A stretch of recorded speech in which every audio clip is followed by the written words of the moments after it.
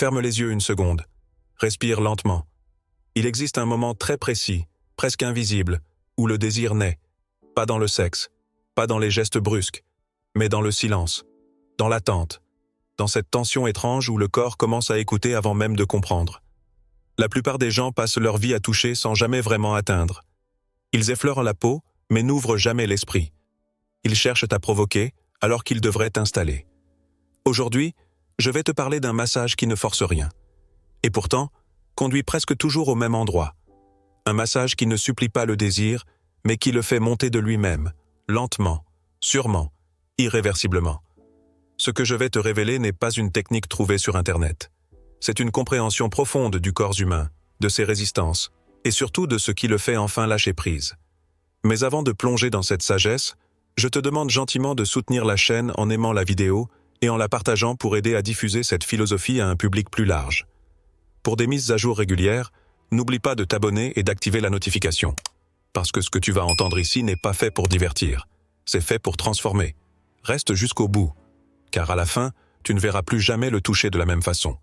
Si tu es encore là, c'est que quelque chose en toi a déjà compris. Que le désir n'est pas un bouton qu'on presse, mais une porte qu'on ouvre. Voici maintenant la grande erreur, celle qui tue le désir lentement, silencieusement, presque à chaque fois. Cette erreur, c'est de vouloir prendre au lieu de conduire, de vouloir exciter au lieu de rassurer, de vouloir impressionner au lieu de faire sentir.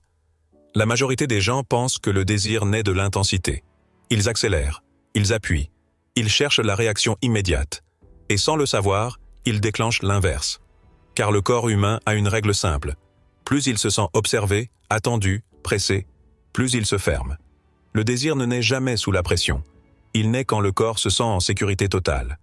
Un vrai massage qui mène au sexe commence par une chose que peu de gens acceptent. Le contrôle de soi. Des gestes lents. Un rythme constant. Aucune précipitation. Aucune attente visible. Quand ta main devient calme, quand ton intention disparaît, le corps en face commence à se détendre. Et c'est là que tout change. Les épaules tombent. La respiration s'approfondit. La résistance fond. Et à ce moment précis, sans un mot, sans un geste de plus, le désir commence à se construire tout seul. Parce que ce qui excite vraiment, ce n'est pas ce que tu fais, c'est ce que tu retiens. Maîtriser ça, c'est comprendre une vérité dérangeante. Ceux qui obtiennent le plus de désir sont ceux qui en demandent le moins. Et si cette idée te trouble un peu, c'est bon signe. Et maintenant que tu comprends que le désir naît du calme et non de la précipitation, il est temps de parler de ce que presque personne ne fait correctement. Parce que oui, il existe des zones capables de faire basculer un corps entier. Et non, ce ne sont pas celles auxquelles tout le monde pense. La plus grande illusion, c'est de croire que le désir se déclenche là où le désir s'exprime. En réalité, il se déclenche ailleurs, beaucoup plus haut, beaucoup plus profond. La première zone, c'est la nuque, juste sous la base du crâne. Peu de gens osent s'y attarder. Et pourtant, c'est là que le stress se stocke, que le contrôle s'accroche. Quand tu travailles cette zone avec lenteur, sans pression excessive, tu n'excites pas le corps. Tu fais mieux que ça. Tu lui donnes la permission de lâcher prise. Et quand la tête lâche, le reste suit. La deuxième zone, presque toujours ignorée, ce sont les omoplates. Elles portent le poids de la journée, des responsabilités, des tensions accumulées. Les toucher correctement, c'est dire sans mots. Tu peux poser ce que tu portes. À ce moment-là, quelque chose change subtilement. La respiration devient plus profonde. Le corps devient plus lourd, plus présent. Et puis il y a une zone qui surprend toujours, les avant-bras et les mains. Ce contact est intime sans être intrusif. Il crée une connexion immédiate, presque électrique, parce qu'il est inattendu. C'est là que la confiance se transforme en désir discret. Pas bruyant, pas pressé, mais intense. Comprends bien ceci. Ces zones ne servent pas à provoquer. Elles servent à préparer. Celui qui maîtrise ces points ne cherche pas à aller quelque part. Il crée un état. Et quand cet état est installé, le désir n'a plus besoin d'être guidé. Et maintenant que l'état est installé, que le corps est détendu et que l'esprit a cessé de résister, arrive le moment le plus délicat, celui que presque tout le monde sabote, le moment où tout bascule. C'est ici que la majorité commet une erreur irréversible. Ils sentent le désir monter, et ils accélèrent. Ils pensent que c'est le signal. Ils pensent que c'est l'autorisation. Ils pensent qu'il faut faire plus. C'est faux.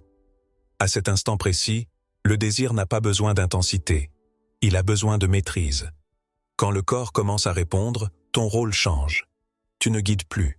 Tu observes. La respiration devient plus lente, plus profonde. Les micro-mouvements apparaissent. Le corps se rapproche sans y être invité. Et là, la chose la plus puissante que tu puisses faire, c'est ralentir encore. Réduire légèrement la pression. Espacer les gestes. Créer un manque subtil. Parce que le désir ne grandit pas quand on lui donne tout. Il explose quand on lui laisse juste assez pour en vouloir plus. C'est une vérité qui dérange, mais qui change tout. Ce n'est jamais l'action qui déclenche le passage au sexuel. C'est la retenue. À ce stade, si le contact devient plus intime, ce n'est plus une décision. C'est une réponse naturelle du corps en face de toi. Et c'est là que tu comprends quelque chose de fondamental. Le vrai pouvoir de séduction ne consiste pas à aller chercher. Il consiste à laisser venir. Celui qui sait attendre contrôle l'instant. Celui qui contrôle l'instant rend le désir inévitable. Si tu ressens une tension en écoutant ça, si une partie de toi se reconnaît, alors tu es exactement là où tu dois être. Parce que le basculement commence toujours à l'intérieur. Et si tu as compris jusqu'ici, alors tu es prêt pour le niveau que très peu atteignent. La maîtrise ultime ne se joue plus dans les mains. Elle se joue dans qui tu es quand tu touches. À ce stade, le massage n'est plus une action. C'est une présence. Tu n'essaies plus de plaire. Tu n'essaies plus d'obtenir. Tu es là, pleinement, ancré, calme. Et c'est précisément pour ça que le désir devient puissant. La plupart des gens sont nerveux au moment clé. Ils veulent réussir. Ils veulent t'assurer. Ils veulent être à la hauteur. Et cette tension intérieure, le corps en face la ressent immédiatement. La maîtrise ultime, c'est l'inverse. C'est être si posé que tu n'as rien à prouver.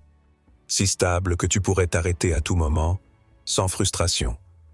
Quand tu touches depuis cet état, quelque chose de rare se produit. L'autre personne ne se sent plus dirigée. Elle se sent accueillie. Et le corps, quand il se sent accueilli, s'ouvre de lui-même. C'est là que le désir cesse d'être une montée incontrôlée. Il devient fluide, naturel, évident. Tu comprends alors une vérité que peu acceptent. Le sexe le plus intense ne vient pas de la passion explosive, mais de la confiance absolue.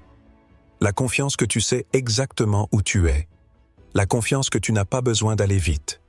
La confiance que tu maîtrises ton énergie. À ce niveau, même le silence devient excitant. Même l'immobilité parle. Même l'attente nourrit. Et c'est pour ça que ceux qui maîtrisent vraiment cet art ne courent jamais après le désir.